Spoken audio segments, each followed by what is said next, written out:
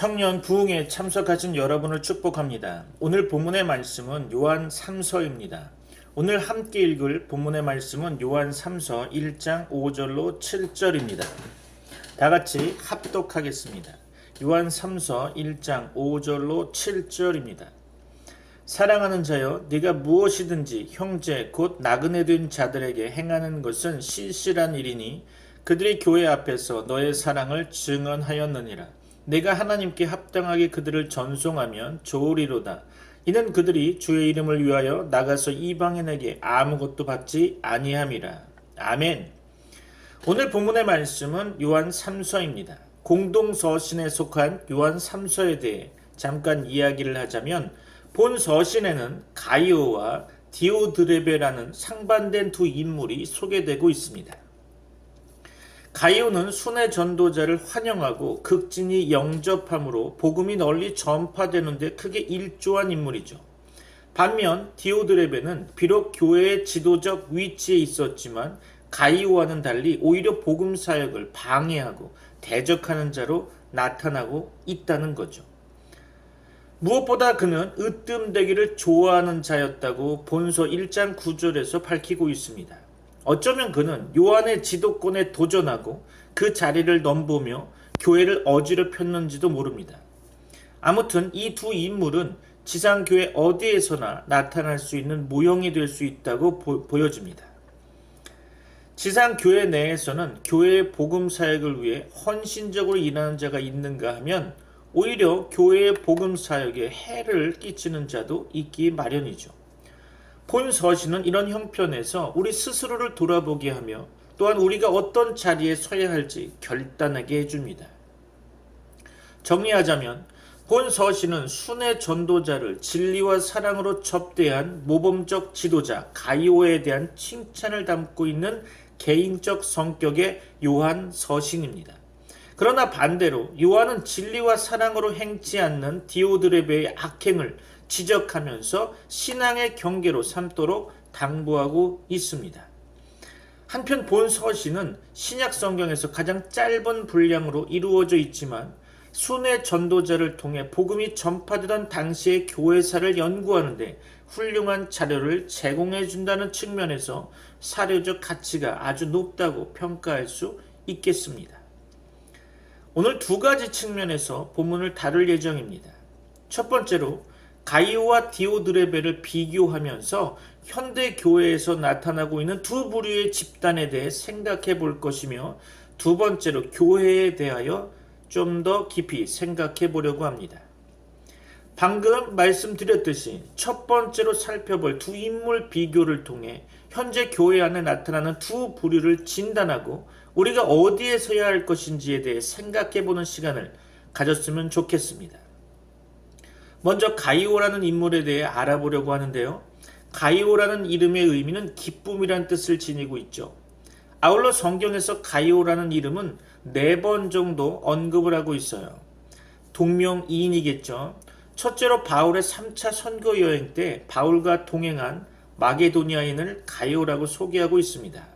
에베소에서 바울, 아리스다고와 함께 폭도들에게 붙잡혀 연극장으로 끌려 들어가는 봉변을 당했죠.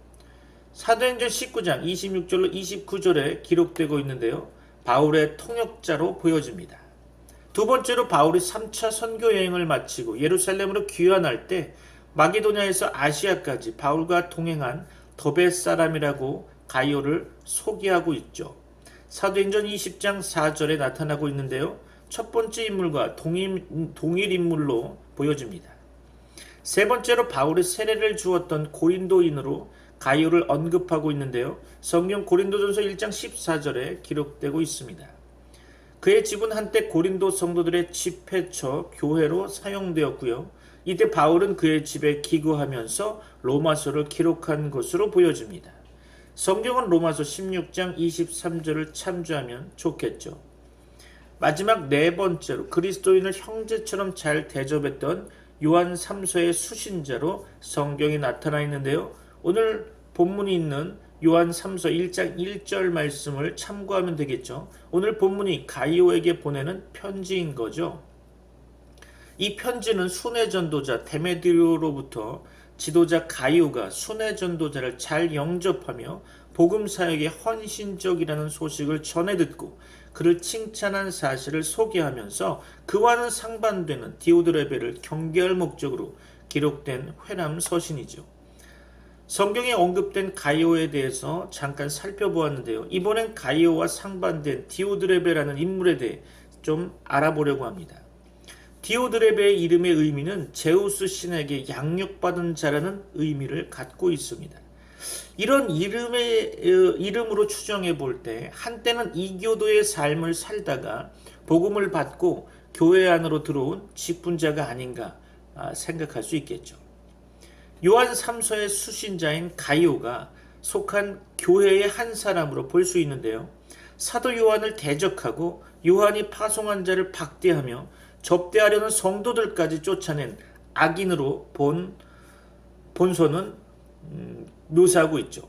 참고적으로 오늘 본문이 속한 본서 요한 3서 1장 9절로 10절에 기록되어 있습니다. 여기 본서에서는 디오드레베와 가이오가 비교되고 있고 우리에겐 어느 편으로 설 것인가를 이야기하는 것이 아니라 우리에게 우리의 모습을 돌아보고 지금 우리가 어느 쪽에 서 있느냐 점검하면서 우리의 신앙생활의 모습을 바꿔보라는 것으로 저는 성경을 해석하고 있습니다. 우리가 바보가 아니라면 당연히 디오드레베가 아닌 가이오 쪽에 서야 하고 그렇게 행동해야 하는 것이 맞는 거겠죠. 그러나 우리도 모르는 사이 우리의 편견과 선입견으로 복음 전도자를 영접하지 못하고 박대할 수 있다는 것을 알아야 할 것입니다. 한참 신천지가 교회의 위협이 되어 교회가 신천지의 사람들을 두려워할 때가 있었습니다. 그때 교회에 새로 들어온 새신자를 대하는 태도는 과거의 태도와 사뭇 달랐죠. 이 사람이 신천지인이 아닌가? 이단 사상이 있지 않은가부터 검증하려 했었죠. 제가 결혼하고 3년간 신앙적으로 방황했던 적이 있었습니다. 하나님께서 강권적으로 부르셔서 다시금 하나님께로 향하면서 신앙이 없는 제 아내와 함께 교회로 발걸음을 어렵게 옮긴 적이 있었습니다. 그때 교회에서 차갑게 맞이하면서 어떻게 자기 발로 교회에 올 수 있는지 여러 각도로 물어보더라고요. 그리고 얼마 되지 않아서 저는 다시 전도사 사역을 시작하게 되었는데요. 제 아내와 아이는 어렵게 발걸음을 한 교회로 계속 다니면서 저와는 다르게 예배 생활을 했습니다. 매주 한 번씩 교회에서 신방 온다고도 하고요. 1개월간의 성경 공부하고 나서 해당 구역에 회원으로 등록시켜준다고 하더라고요. 교회도 생소한데 이단에 대해 이야기해도 잘 모를 아내에게 신앙에 대한 질문을 어렵게 해서 당황했다고 아내가 이야기하는 것을 보고 조금은 마음이 아팠습니다. 이단을 경계하는 것이 나쁜 것은 아니지만 가끔은 하나님의 말씀을 가진 자들이 세상의 여러 가지를 두려워하면서 하나님의 능력을 신뢰하지 못하고 이 세상을 그리스도의 가슴으로 품지 못하는 현실을 보면서 눈물을 흘려 기도한 적도 있습니다. 디오드레베를 한편으로 저는 그렇게 생각했었습니다.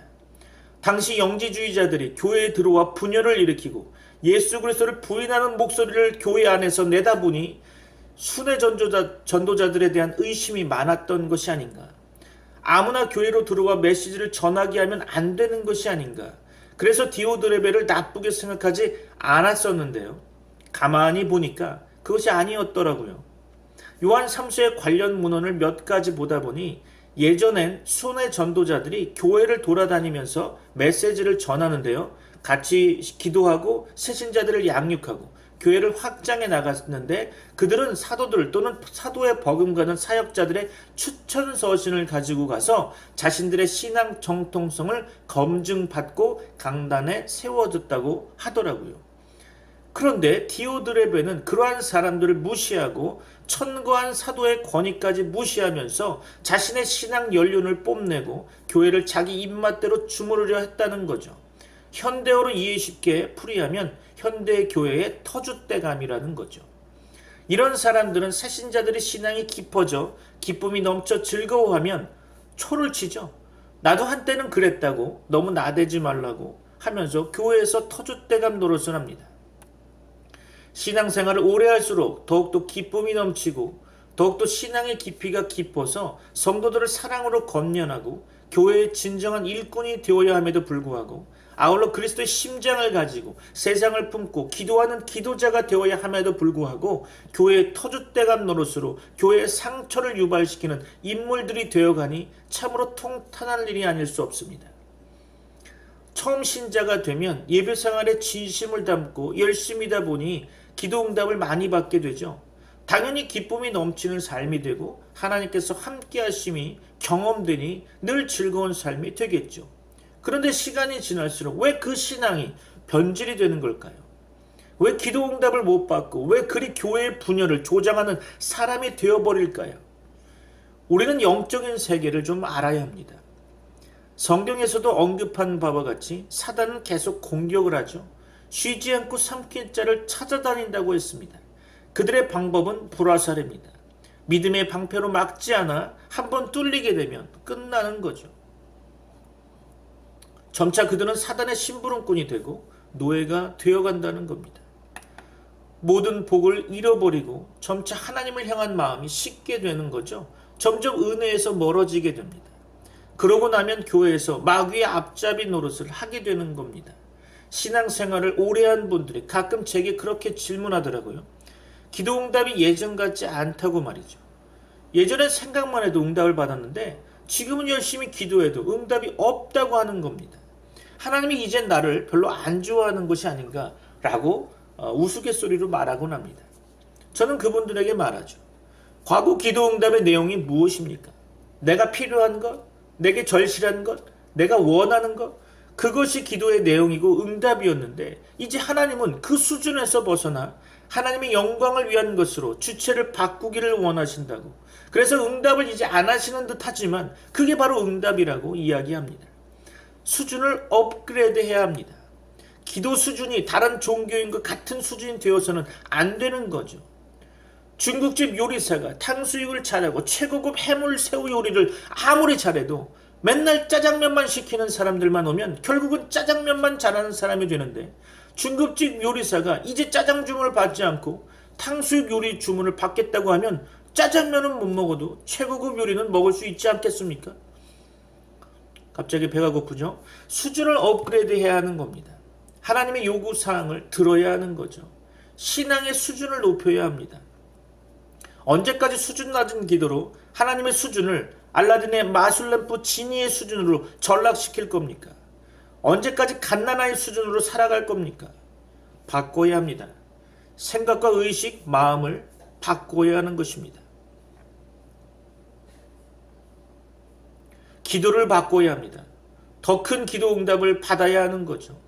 그리고 이제 나의 기도가 아닌 이웃의 기도로 중보하셔야 하는 겁니다. 그리스도의 마음을 가지고 이제 주변을 돌아봐야 한다는 거죠. 신앙생활의 수준을 업그레이드 해야 하는 겁니다. 기도 생활이 업그레이드 되면 신앙생활도 업그레이드 되는 겁니다. 하나님이 여러분에게 그것을 요구하는 거죠. 이렇게 저는 오래된 신앙인들에게 이야기를 하곤 합니다. 교회는 가이오와 같은 사람들과 디오드레베와 같은 사람들이 있습니다. 여러분은 어디에 속한 자입니까? 여러분의 신앙을 점검하는 이 시간 되기를 바랍니다. 그리고 오늘 중요한 단어 교회에 대해 살펴보려고 합니다. 하나님께서 직접 만든 조직이 두 가지가 있는데요. 하나는 가족이고 다음 하나는 교회입니다. 이 교회라는 뜻은 밖으로 불러 모으다라는 뜻의 말을 갖고 있는데요. 교회는 죄악 세상에서 불러 모아진 구별된 자들의 모임이라는 거죠. 곧 예수 그리스도를 구세주로 고백하는 성도들의 모임을 가리킵니다. 이는 거룩한 신앙 공동체로서의 무형 교회를 의미하죠. 이에 비해 거룩한 공동체가 하나님께 예배드리기 위해 모이는 일정한 장소 역시 교회로 불리는데요. 이를 유형교회라고 이름하고 있습니다. 교회의 헬라어 원어로 알려진 에클레시아라는 말은 사도 베드로가 예수 그리스도를 향해 주는 그리스도시요 살아계신 하나님의 아들이십니다 라는 고백을 한 후에 베드로의 신앙 고백 위에 예수님께서 교회가 세워질 것이라고 하신 그 말씀에서 처음 사용되었습니다. 이 교회는 예수 그리스도의 십자가 죽음과 부활, 승천 후 마가다락방에 모인 성도들의 모임에서부터 출발한다고 할 수 있겠죠. 우리는 이를 예루살렘 교회라고 부르지만 오순절 성령 강림 역사가 일어나기 전까지만 해도 예루살렘 교회는 사도들의 지도 아래 교제하며 기도하는 모임에 지나지 않았었습니다. 그러나 오순절 성령 강림 이후 교회의 모습은 달라졌죠. 성령의 충만을 입은 사도와 집사들이 예루살렘이라는 지역적 한계를 넘어 팔레스타인과 북방 수리아 지역으로 전도 사역에 나섰고, 이를 계기로 각처에서 교회가 세워지기 시작했습니다.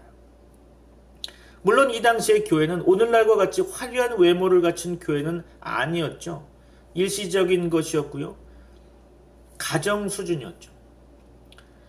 이렇게 하여 이방 지역에 세워진 최초의 교회는 수리아의 안디옥 교회였죠. 이 교회는 예루살렘 박해를 피해 각처로 흩어진 평신도 무리들에 의해, 그것도 이방 지역에 세워진 최초의 교회라는 점에서 교회사적 의미가 지대하다고 할 수 있는데요. 물론 이곳에서 바나바와 바울이 목회한 것은 성경을 통해 잘 알려진 사실이죠. 하지만 교회가 소아시아와 지중해 연안의 유럽 일대 각처에 세워지는데 결정적 공헌을 한 사람은 바로 사도 바울이었습니다. 그는 예수님의 12 제자는 아니었죠. 그는 율법에 충실한 열렬한 유대주의자였으며, 그래서 오히려 교회를 박해하는 데 앞장섰던 인물이었습니다. 하지만 성령의 강권적 역사로 다메섹 도상에서 회심한 바울은 그 후 이방인을 위한 사도로 자처하면서 10여 년 동안 3차에 걸쳐 무려 10,000km 이상을 다니며 복음을 전하고 교회를 세웠습니다. 사도행전에는 이런 바울의 세계 선교를 통한 교회 개척사가 생생하고 현장감 있게 펼쳐지고 있죠. 그렇다면 교회의 사명은 뭘까요? 예수 그리스도의 구원 은총을 통해 생명을 받은 교회의 사명은 역시 구원의 은혜를 전하여 죽어가는 영혼을 소생시키는 것이죠. 곧 교회는 예수 그리스도의 복음을 선포하며 하나님과 멀어진 인류에게 화해의 사역을 수행하고 하나님께 속한 구원의 신령한 비밀을 알려주어야 하는 것이죠. 하지만 그것이 전부는 아닙니다. 교회의 사명은 영혼 구원에만 있는 것이 아니라 하나님의 영광을 찬양하는 데 있음을 잊어서는 안 될 것입니다. 교회에 맡겨진 모든 사명은 세상의 끝남과 동시에 종료되지만, 오직 하나님을 찬양하는 일은 세상이 끝나고 새 세상, 곧 새 하늘과 새 땅이 펼쳐지는 천국에서도 계속될 것입니다. 실로 하나님을 찬양하는 교회의 의무는 의무 이전의 축복인 거죠. 교회는 사람들의 집단이지만, 그러나 예수 그리스도를 구세주로 고백하는 거룩한 무리들의 모임인 거죠. 따라서 교회의 머리는 예수 그리스도이십니다. 그 구성원인 성도는 그리스도의 몸이며 지체들인 거죠. 사도 바울은 그리스도를 교회의 머리로, 성도를 그리스도의 몸인 교회를 이루는 지체들에 비유하면서 성도들이 피차 연합하고 교제함으로 유기적인 통일성을 이루어 나갈 때 교회가 온전하게 서게 된다고 가르치고 있습니다. 아울러 이렇게 그리스도에까지 자라가는 일, 곧 그리스도의 장성한 분량에까지 성장하는 것은 성령의 역사로 가능하다고 말하고 있습니다. 바로 여기에 교회의 성장의 비결이 있는 거죠. 경영학의 이론이, 정치학의 이론이 교회의 이론이 되는 것이 아니라 성령의 역사와 성경 말씀이 교회의 성장의 근원적인 비결인 것입니다. 오늘날 교회를 살펴보면서 우리는 기도 제목 하나를 발견할 수 있을 것입니다. 마지막 때 진정한 교회의 사명을 감당할 수 있도록 여러분은 기도해야 할 것입니다. 교회가 예수 그리스도의 복음을 선포하며 하나님과 분리된 인류에게 화해의 사역을 수행하고 하나님께 속한 신령의 구원의 비밀을 증거하는 귀한 사역과 아울러 하나님의 영광을 찬양하며 이 땅에 하나님의 나라를 확장시키는 일을 감당할 수 있도록 여러분과 저는 기도해야 할 것입니다. 오늘 본문 요한 3서 1장 6절 말씀에서 사도 요한은 우리가 하나님께 합당하게 복음을 증거하는 신실한 사역자를 영접함으로 진리를 위하여 함께 일하는 자가 될 것을 권면하고 있습니다. 11절 말씀에 악한 것을 본받지 말고 선한 것을 본받으라고 말하면서 선을 행하는 자가 하나님께 속한다고 이야기하고 있죠. 하나님께 속한 자는 하나님 안에 있는 자라는 의미겠죠. 영혼이 잘됨같이 범사가 잘되고 강건하길 간구한 사도 요한은 오늘 우리에게 평강이 있을 것을 축복하면서 우리가 하나님께 합당한 삶을 살아갈 것을 당부하고 있습니다. 오늘 요한 3서의 내용을 묵상하면서 우리의 삶이 좀 더 가까이 하나님 앞에 합당한 삶으로 변화되어지길 축원합니다. 기도하겠습니다. 이제는 우리 주 예수 그리스도의 은혜와 하나님의 사랑과 성령님의 교통하심이 마지막 때 교회의 사명을 깨달아 이에 합당한 기도를 드리며 하나님께 합당한 삶을 살기 위해 몸부림치는 모든 주의 백성들에게 이제부터 영원까지 함께 있을지어다. 아멘.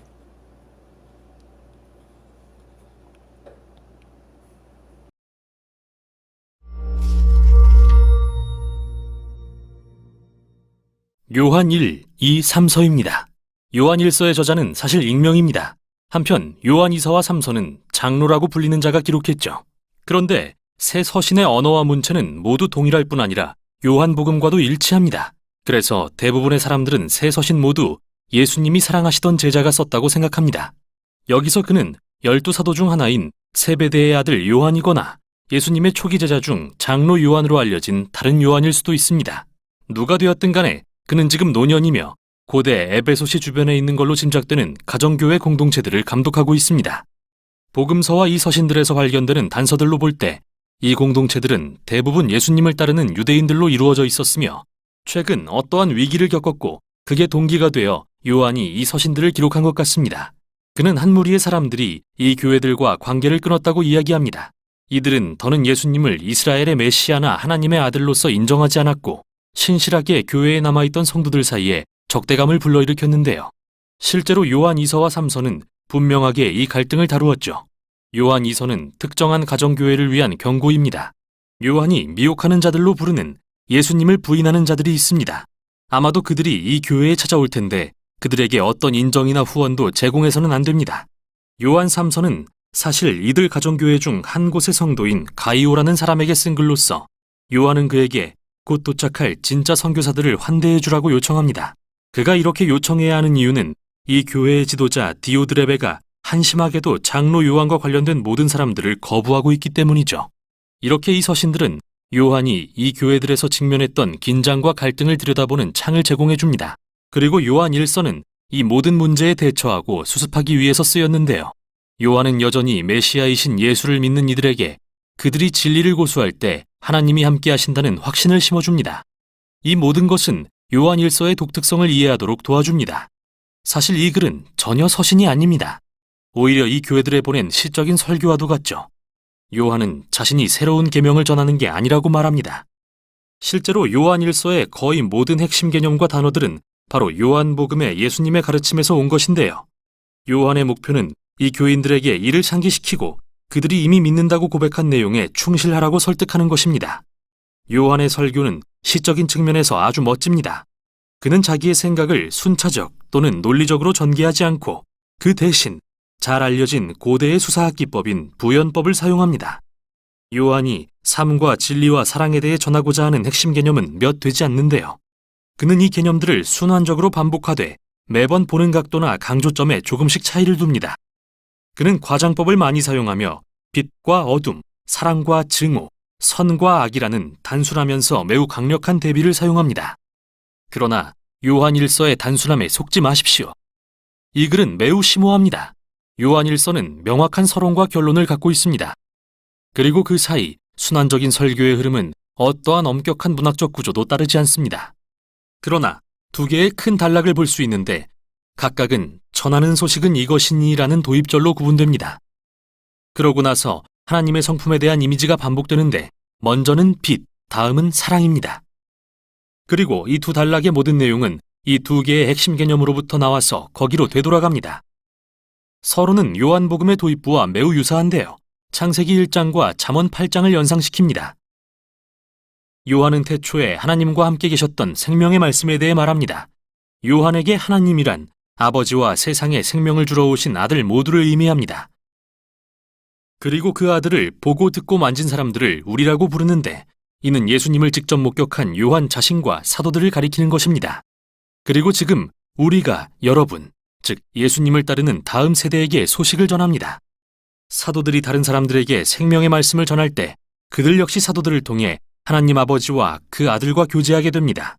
여기서 교제란 헬라어로 코이노니아인데 참여, 또는 나눔을 뜻합니다. 사람들이 사도들을 통해 예수님에 관한 말씀을 들을 때 그 말씀은 그들이 예수님과 참된 관계를 갖고 하나님의 사랑과 생명에 진정으로 참여하도록 해주죠. 이는 곧바로 첫 번째 단락으로 이어집니다. 전하는 소식은 이것이니 하나님은 빛이시라.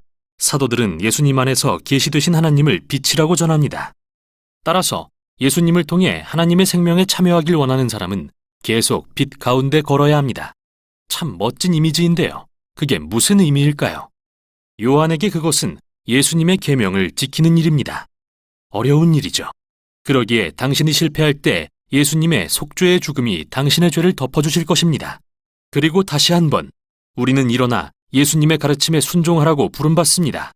그런데 어떤 가르침을 말이죠? 요한은 교회들에게 예수님이 최후의 만찬에서 제자들에게 주신 오래됐으나 새로운 계명을 상기시킵니다. 그분이 그들을 사랑하신 것 같이 서로 사랑하라는 계명 말이죠. 이를 행하는 것이 빛 가운데 걷는 것입니다. 이제 하나님의 빛이 예수님을 통해 비추고 있다는 것은 세상의 어둠이 사라지고 있다는 의미이며 하나님의 자녀들이 세상을 지배하는 죄와 악과 죽음에 대해 지금 이미 승리했다는 뜻이기도 합니다. 따라서 요한은 교회들에게 세상을 사랑하지 말라고 권면합니다. 그 또한 사라질 테니까요. 그가 여기서 가리키는 것은 구체적으로 교만과 성적 타락인데요. 아마도 이게 그 교회들에서 일어나던 갈등과 연관된 문제인 것 같습니다. 그리고 요한은 교회들에게 예수님이 메시아이심을 부인하고 공동체를 떠난 사람들에 대해 경고합니다.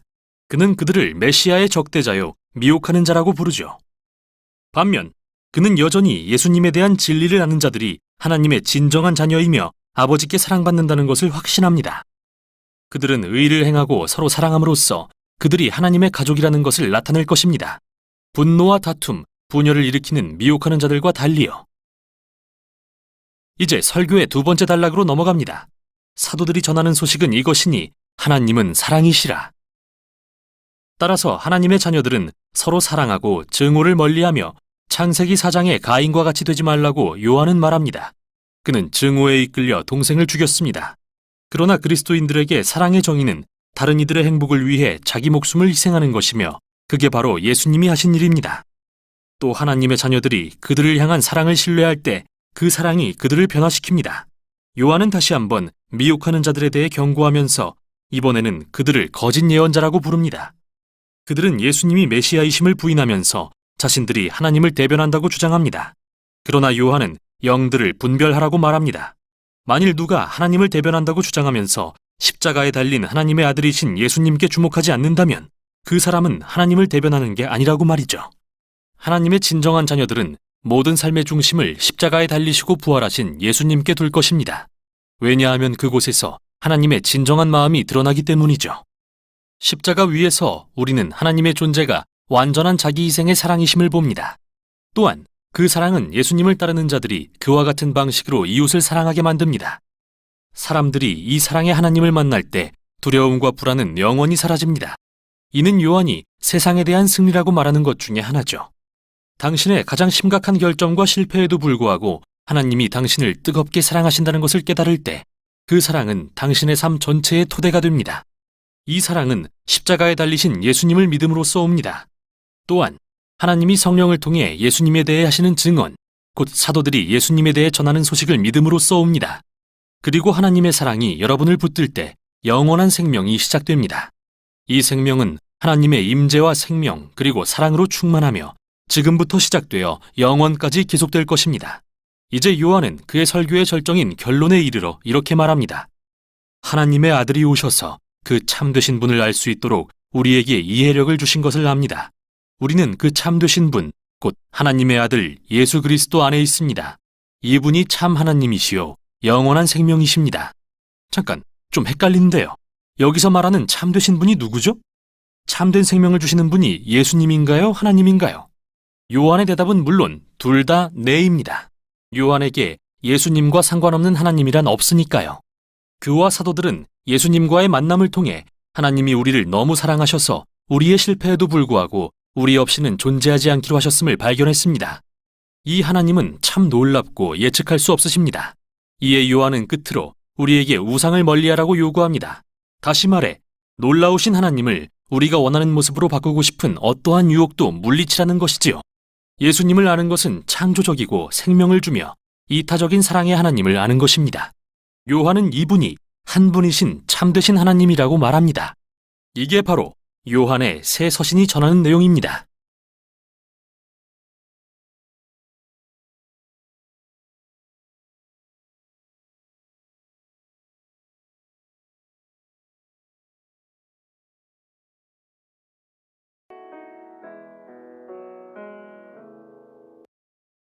예수 가장 귀한 그 이름